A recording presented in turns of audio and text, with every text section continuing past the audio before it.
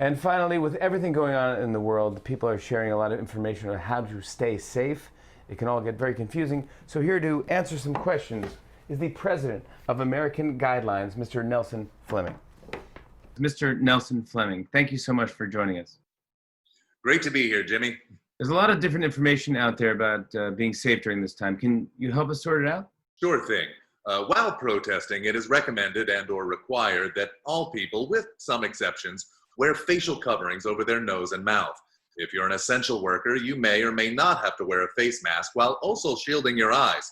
Gloves are not mandatory, but certain areas may require you to wear them, depending on whether your eyes are shielded or only your face. And of course, it is important to remain 6 feet apart from other people, unless it isn't. But staying 20 feet apart is ideal, but 6 feet or not is also recommended.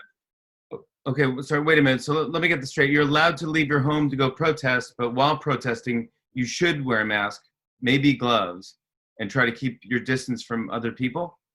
Well, that depends on what state you're in. In parts of California, masks are not required while exercising, and technically protesting is marching, which is a form of exercise. You can check your Apple Watch to see if you're exercising, unless you're wearing gloves. Wait, sorry. Can you slow down a bit? Sure thing. If you're in Arkansas and not eating, you must wear a mask. But if you're in Virginia and under 10, you don't have to. If you're an essential worker, you may be required to wear a mask no matter where you are, unless you're under 10, in which case you should not be an essential worker.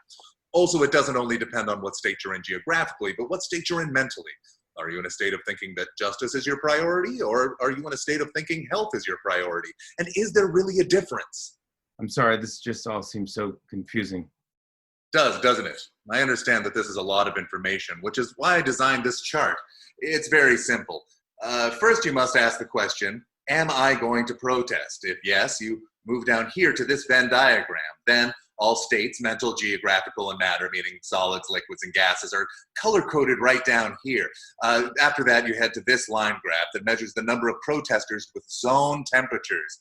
And if you're over 40, this chart doesn't apply to you. You're going to want to look at this chart and start all over from the beginning. So if that's confusing, we also have this, which is technically a chart that walks you through all of the other charts. And for that, you're just going to need 300 pieces of paper and a hole punch. And then, of course, failing that, there's this.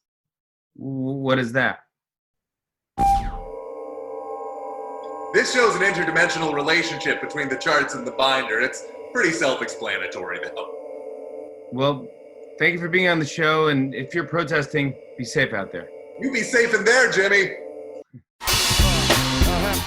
On and on and on.